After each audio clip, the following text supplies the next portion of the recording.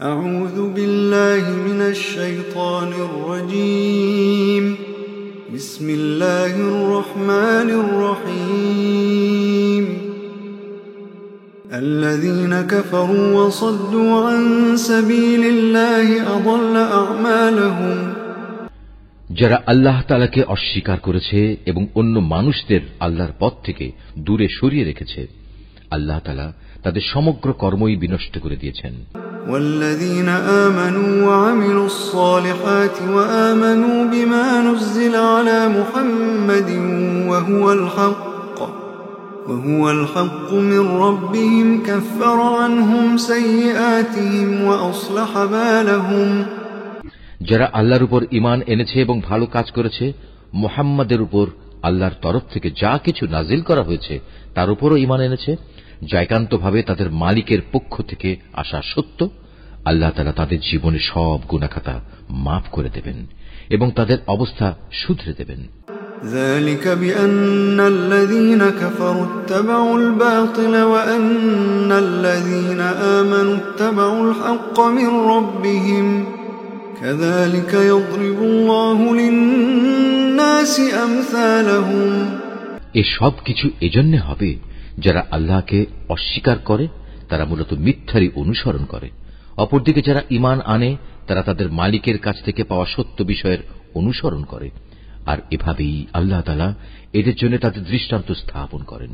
فإذا لقيتم الذين كفروا فضرب الرقاب حتى إذا أثخنتموهم فشدوا الوثاق فإما منا بعد وإما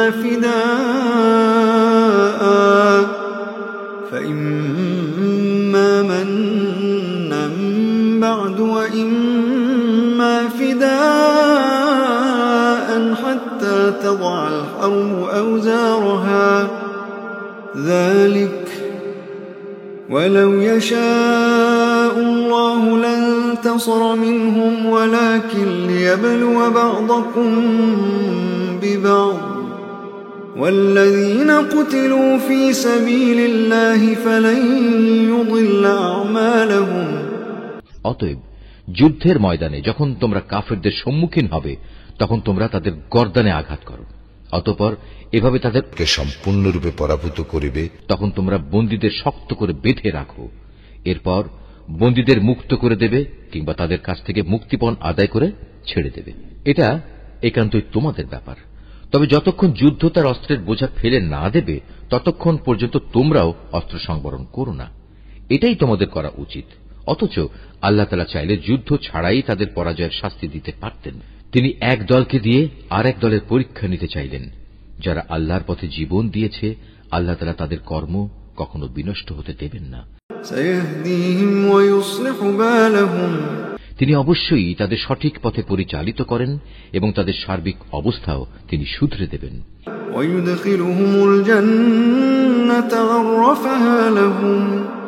এর বিনিময়ে তিনি তাদের জান্নাতে প্রবেশ করিয়ে দেবেন, যার পরিচয় তিনি তাদের কাছে আগেই করে রেখেছেন।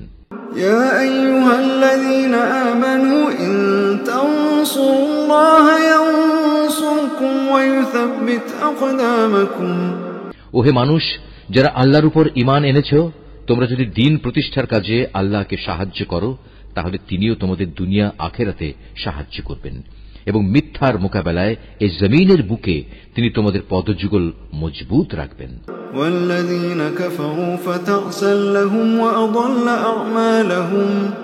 যারা আল্লাহকে অস্বীকার করেছে তাদের জন্য রয়েছে নিশ্চিত ধ্বংস, আল্লাহ তাআলা তাদের যাবতীয় কর্মই বিনষ্ট করে দেবেন।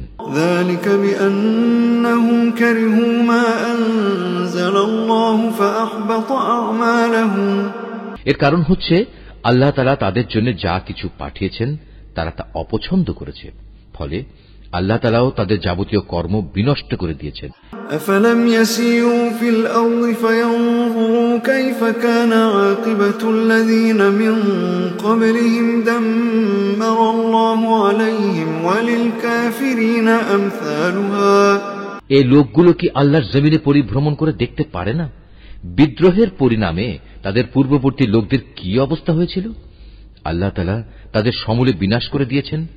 যারা আল্লাহকে অস্বীকার করেছে তাদের জন্যও সেই একই ধরনের আযাব রয়েছে। ذلك بأن الله مولى الذين آمنوا وأن الكافرين لا مولى لهم। এর কারণ হচ্ছে যারা আল্লাহতে বিশ্বাস করে আল্লাহই হন তাদের একমাত্র রক্ষক। প্রকারান্তরে যারা তাকে অবিশ্বাস করে তাদের কোথাও কোনো সাহায্যকারী থাকে না। إن الله يدخل الذين آمنوا وعملوا الصالحات جنات تجري من تحتها الأنهار والذين كفروا يتمتعون ويأكلون كما تأكل الأنعام والنار مثوى لهم। যারা আল্লাহর উপর ঈমান এনেছে এবং ভালো কাজ করেছে আল্লাহ তাআলা অবশ্যই সেসব লোকদের এমন এক সুরম্য জান্নাতে প্রবেশ করাবেন যার তলদেশ দিয়ে ঝর্ণাধারা প্রবাহিত হতে থাকবে। কাফেররা জীবনের ভোগ বিলাসে মত্ত, জন্তু জানোয়ারদের মতো তারা নিজেদের উদরপূর্তি করে, অতএব জাহান্নামই হবে তাদের নিবাস। وكأين من قرية هي أشد قوة من قريتك التي أخرجتك أهلكناهم فلا ناصر لهم।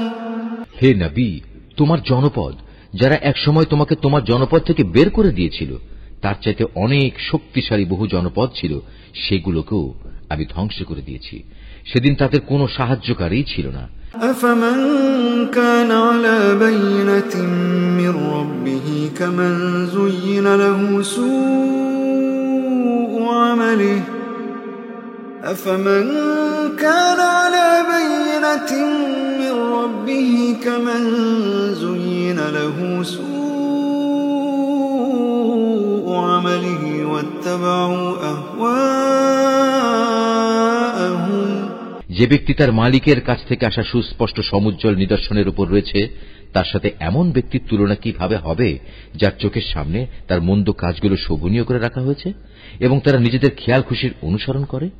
مثل الجنة التي وعد المتقون فيها أنهار من ماء غير آسن وأنهار من لبن لم يتغير طعمه وأنهار من خمر لذة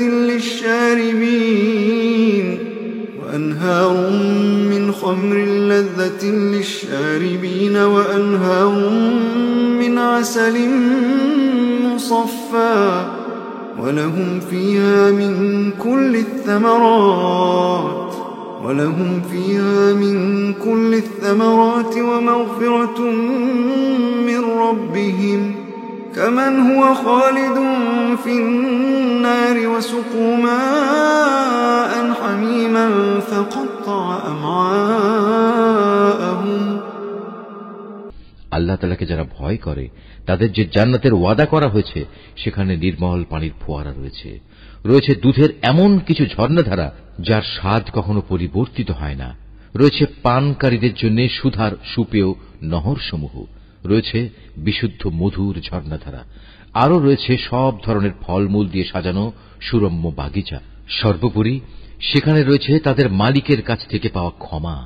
এ ব্যক্তি কি তার সমান হতে পারে যে ব্যক্তি অনন্তকাল ধরে জ্বলন্ত আগুনে পুড়তে থাকবে এবং সেখানে তাদের এমন ধরনের ফুটন্ত পানি পান করানো হবে যা তাদের পেটের নাড়ি ভুড়ি কেটে ছিন্ন বিচ্ছিন্ন করে দেবে। ومنهم من يستمع إليك حتى إذا خرجوا من عندك قالوا للذين أوتوا العلم ماذا قال آنفا أولئك الذين طبع الله على قلوبهم واتبعوا أهواءهم। তাদের মধ্যে এমন কিছু লোকও আছে যারা তোমার কথা শুনে, কিন্তু যখন তোমার কাছ থেকে বাইরে যায় তখন তারা এমন সব লোকদের কাছে এসে বলে যাদের আল্লাহর পক্ষ থেকে জ্ঞান দান করা হয়েছে। এইমাত্র কি যেন বলল লোকটি? মূলত এরাই হচ্ছে সেসব লোক আল্লাহ তাআলা যাদের অন্তরে মোহর মেরে দিয়েছেন এবং এ কারণেই এরা নিজেদের খেয়াল খুশির অনুসরণ করে চলে। والذين اهتدوا زادهم هدى وآتاهم تقواهم। যারা সৎ পথে চলবে আল্লাহ তাআলা তাদের এ সৎ পথে চলা আরো বাড়িয়ে দেন এবং তাদের অন্তরে তিনি তার ভয় দান করেন। فهل ينظرون إلا الساعة أن تأتيهم بغتة فقد جاء أشراطها فأنى لهم إذا جاءتهم ذكراهم। হঠাৎ করে কিয়ামতের ক্ষণটি তাদের উপর এসে পড়ুক, তারা কি সেই অপেক্ষায় দিন গুনছে? অথচ কিয়ামতের লক্ষণসমূহ তো এসেই পড়েছে।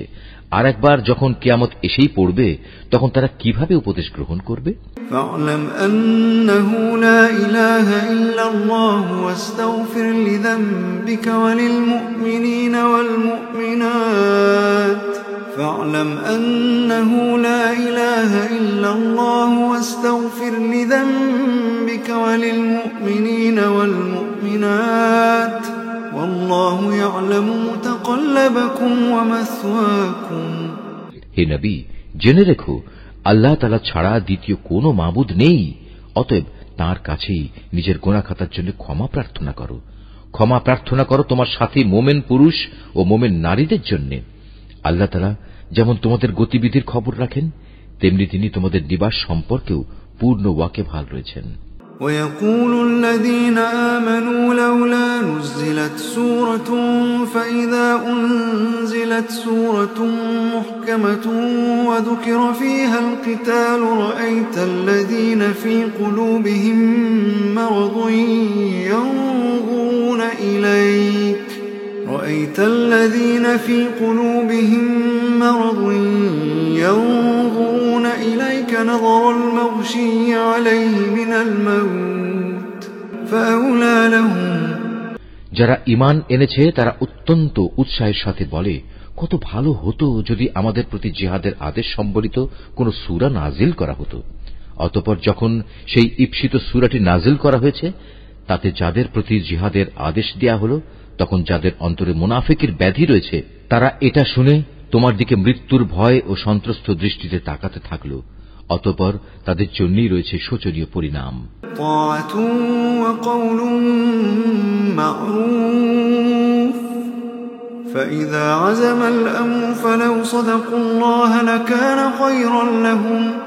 অথচ আদেশের আনুগত্য করা এবং সুন্দর কথা বলাই ছিল তাদের জন্য উত্তম। যখন জিহাদের সিদ্ধান্ত হয়েই গেছে, তখন তাদের জন্য আল্লাহর সাথে কৃত অঙ্গীকার পূরণ করাই ছিল ভালো। فهل عسيتم إن توليتم أن تفسدوا في الأرض وتقطعوا أرحامكم। অতএব তোমাদের কাছ থেকে এর চাইতে বেশি কি প্রত্যাশা করা যাবে যে তোমরা একবার যদি এই জমিনে শাসন ক্ষমতায় বসতে পারো, তাহলে আল্লাহর জমিনে বিপর্যয় সৃষ্টি করবে এবং যাবতীয় আত্মীয়তার বন্ধন ছিন্ন করে ফেলবে।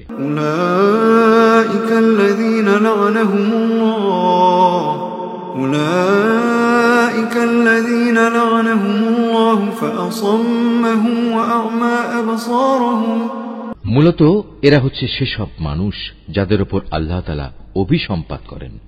তিনি তাদের বোবা করে দিয়েছেন, তাই তারা সত্য কথা বলতে পারে না, এবং তাদের তিনি অন্ধ করে দিয়েছেন, তাই তারা সত্য কি তা দেখতেও পায় না।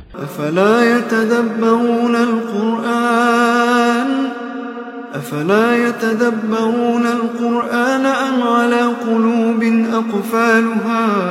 তবে কি এরা কোরআন সম্পর্কে কোন রকম চিন্তা গবেষণা করে না, নাকি এদের অন্তরসমূহের উপর তালা ঝুলে আছে?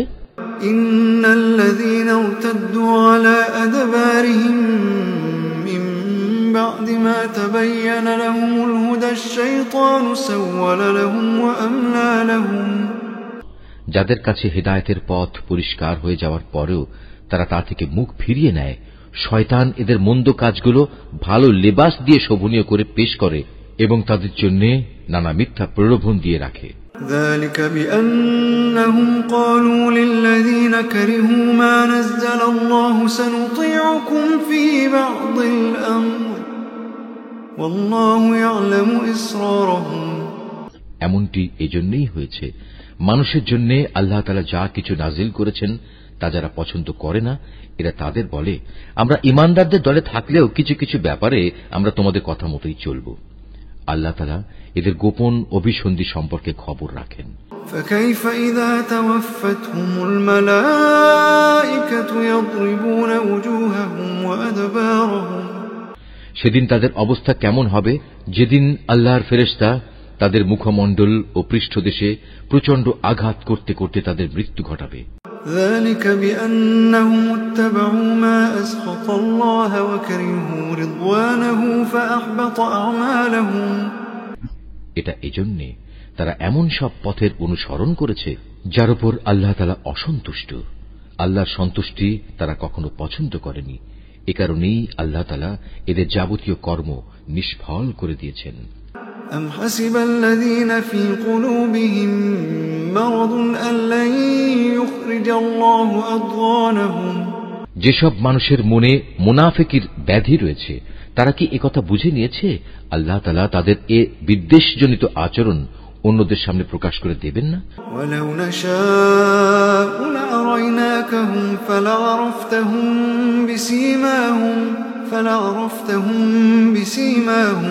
ولتعرفنهم في لحن القول والله يعلم أعمالكم আমি তো ইচ্ছা করলে তোমাকে তাদের দেখিয়ে দিতে পারি, অতঃপর তাদের চেহারা দেখেই তুমি তাদের চিনে নিতে পারবে। তুমি তাদের কথাবার্তার ধরন দেখে তাদের অবশ্যই চিনে নিতে পারবে এরাই হচ্ছে আসল মুনাফিক। নিঃসন্দেহে আল্লাহ তাআলা তোমাদের যাবতীয় কার্যের ব্যাপারে সম্মুখ ওয়াকিবহাল রয়েছেন। وَلَنَبْلُوَنَّكُمْ حَتَّى نَعْلَمَ الْمُجَاهِدِينَ مِنكُمْ وَالصَّابِرِينَ وَنَبْلُوَ أَخْبَارَكُمْ আমি অবশ্যই তোমাদের পরীক্ষা করব যতক্ষণ না আমি একথা জেনে নেব কে তোমাদের মাঝে সত্যিকার ভাবে আল্লাহর পথের মুজাহিদ আর কে তোমাদের মধ্যে জিহাদের ময়দানে ধৈর্য ধারণকারী অবিচল। যতক্ষণ পর্যন্ত আমি তোমাদের খোঁজ খবর ভালো করে যাচাই বাছাই করে না নেব ততক্ষণ পর্যন্ত আমার এই পরীক্ষা চলতে থাকবে। ইন্নাল্লাযীনা কাফারু ওয়া সাদ্দু আন সাবিলিল্লাহি ওয়া শাক্কুর রাসূল মিন বা'দি মা তাবায়্যানা লাহুমুল হুদা ওয়া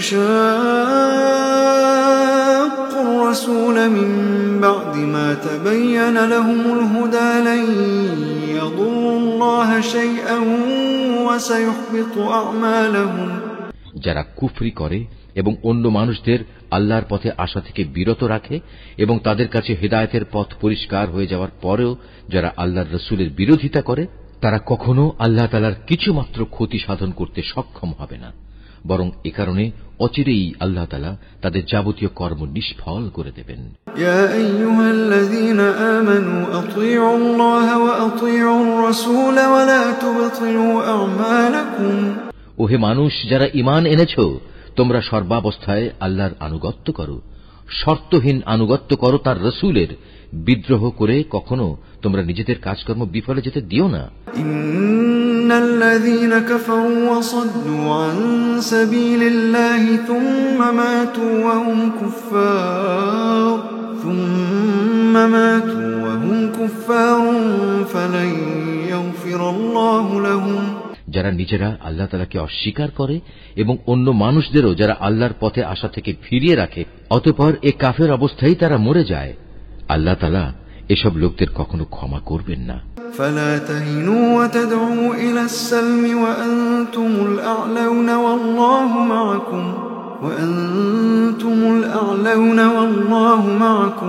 والله معكم ولن يتركم أعمالكم অতএব তোমরা কখনো হতোদ্যম হয়ে পড়ো না এবং কাফেরদের সন্ধির দিকে ডেকো না, কেননা শেষতক বিজয়ী তোমরাই হবে।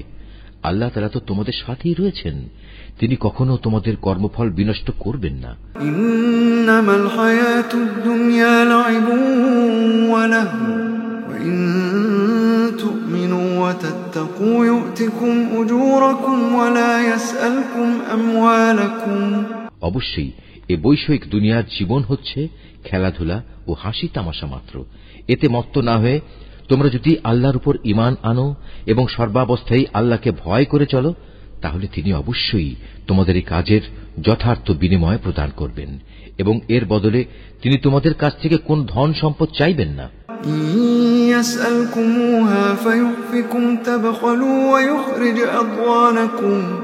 যদি কখনো তিনি তোমাদের কল্যাণের জন্য তোমাদের ধন সম্পদের কিছু অংশ দাবি করেন, অতঃপর এর জন্য তিনি যদি তোমাদের উপর প্রবল চাপও প্রদান করেন, তাহলেও তোমরা তা দিতে গিয়ে কার্পণ্য করবে, ফলে তোমাদের বিদ্বেষজনিত আচরণগুলো তিনি বের করে দেবেন। أنتم هؤلاء تدعون لتنفقوا في سبيل الله فمنكم من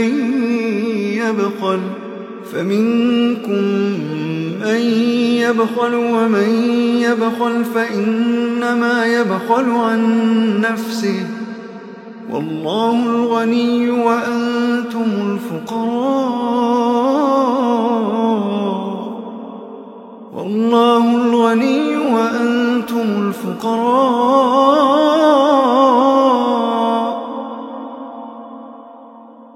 وإن تتولوا يستبدل قوما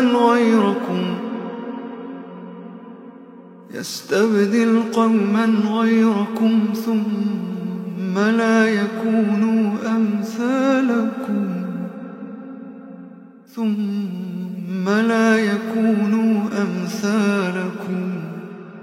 হ্যাঁ, এ হচ্ছে তোমরা। তোমাদেরই তো ডাকা হচ্ছে আল্লাহর পথে সম্পদ খরচ করার জন্য, অতঃপর তোমাদের একদল লোক কার্পণ্য করতে শুরু করল। অথচ যারা কার্পণ্য করে তারা প্রকারান্তরে নিজেদের সাথেই কার্পণ্য করে, কারণ আল্লাহ তাআলা তো এমনি যাবতীয় প্রয়োজন মুক্ত। শুধু তোমরাই হচ্ছ অভাবগ্রস্ত। তা সত্ত্বেও যদি তোমরা আল্লাহর পথে ফিরে না আসো, তাহলে তিনি তোমাদের জায়গায় অন্য কোনো এক জাতির উত্থান ঘটাবেন, অতঃপর তারা কখনো তোমাদের মতো হবে না। Mahfuz, art of nature. الذين كفروا وصدوا عن سبيل الله أضل أعمالهم والذين آمنوا وعملوا الصالحات وآمنوا بما نزل على محمد وهو الحق من ربهم كفر عنهم سيئاتهم وأصلح بالهم ذلك بأن الذين كفروا اتبعوا الباطل وأن الذين آمنوا اتبعوا الحق من ربهم كذلك يضرب الله للناس أمثالهم فإذا لقيتم الذين كفروا فضرب الرقاب حتى إذا أثخنتموهم فشدوا الوثاق فإما منا بعد وإما فداء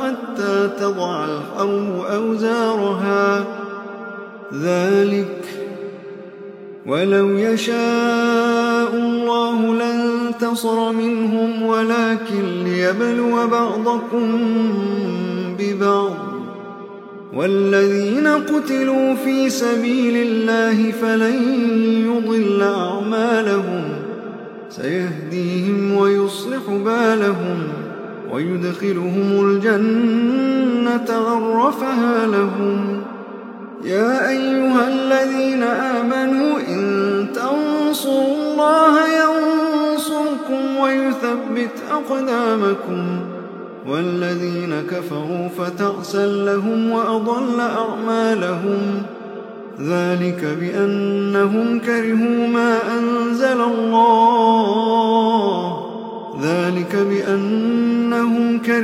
ما أنزل الله فأحبط أعمالهم أفلم يسيروا في الأرض فينظروا كيف كان عاقبة الذين من قبلهم دمر الله عليهم وللكافرين أمثالها ذلك بأن الله مولى الذين آمنوا وأن الكافرين لا مولى لهم إن الله يدخل الذين آمنوا وعملوا الصالحات جنات تجري من تحتها الأنهار والذين كفروا يتمتعون ويأكلون كما تأكل الأنعام والنار مثوى لهم وكأي من قرية هي أشد قوة من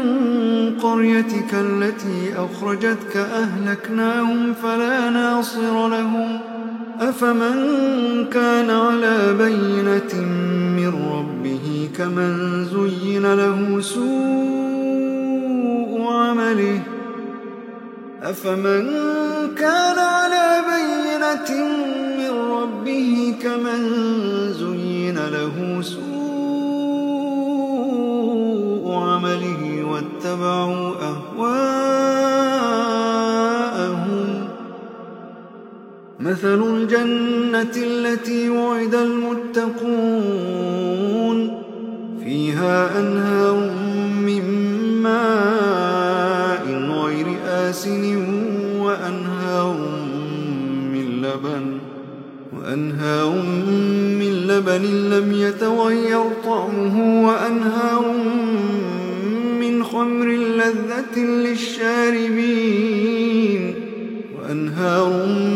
خمر لذة للشاربين وأنهار من عسل مصفى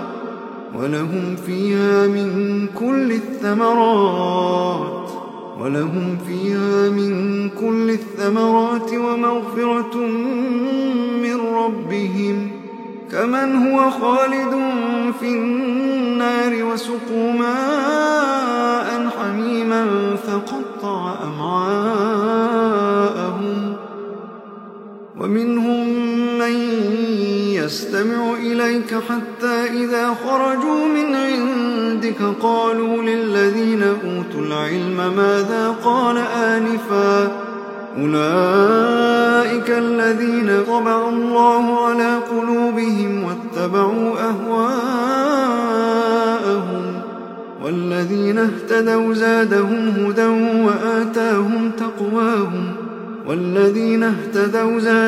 هدى وآتاهم تقواهم فهل ينظرون إلا الساعة أن تأتيهم بغتة فقد جاء أشراطها فأنى لهم إذا جاءتهم ذكراهم فاعلم أنه لا إله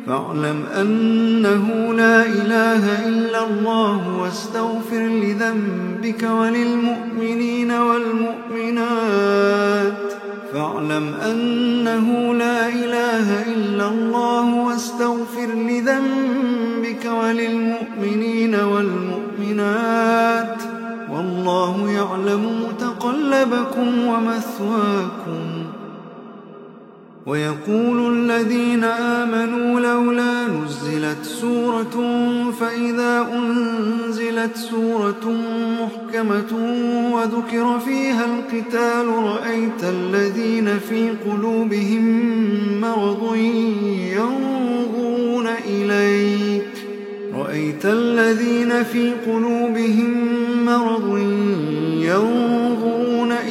نظر المغشي عليه من الموت فأولى لهم طاعة وقول معروف فإذا عزم الأمر فلو صدقوا الله لكان خيرا لهم فهل عسيتم إن توليتم أن تفسدوا في الأرض وتقطعوا أرحامكم أولئك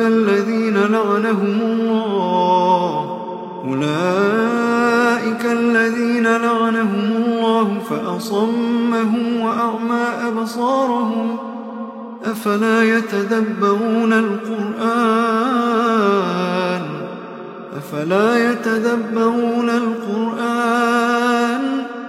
أفلا يتدبرون القرآن أم على قلوب أقفالها إن الذين ارتدوا على أدبارهم من بعد ما تبين لهم الهدى الشيطان سول لهم وأملى لهم ذلك بأنهم قالوا للذين كرهوا ما نزل الله سنطيعكم في بعض الأمر والله يعلم إسرارهم فكيف إذا توفتهم الملائكة يضربون وجوههم وأدبارهم ذلك بأنهم اتبعوا ما أسخط الله وكرهوا رضوانه فأحبط أعمالهم أم حسب الذين في قلوبهم مرض أن لن يخرج الله أضغانهم ولو نشاء لأريناكهم فلعرفتهم بسيماهم ولتعرفنهم في لحن القول والله يعلم أعمالكم ولنبلونكم حتى نعلم المجاهدين منكم والصابرين ونبلو أخباركم إن الذين كفروا وصدوا عن سبيل الله وشاقوا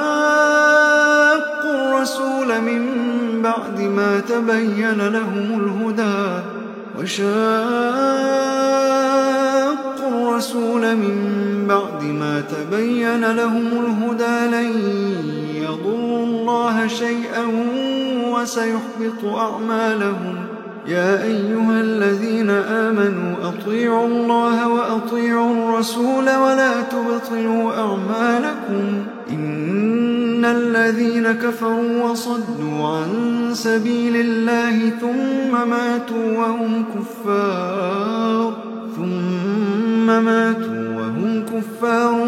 فلن يغفر الله لهم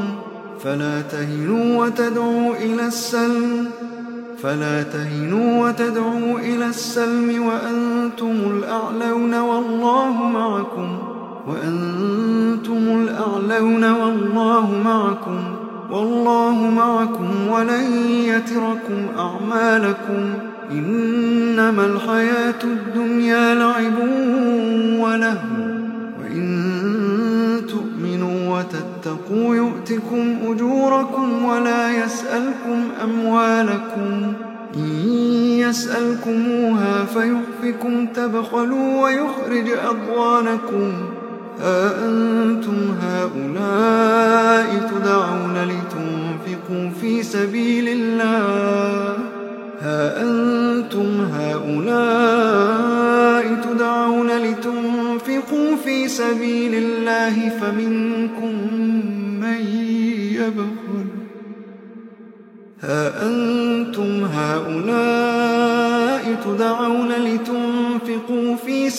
الله فمنكم من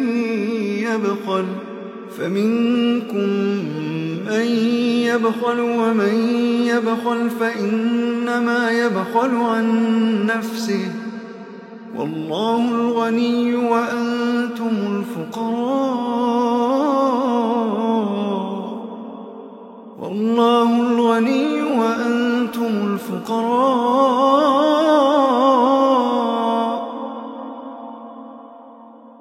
وإن تتولوا يستبدل قوما غيركم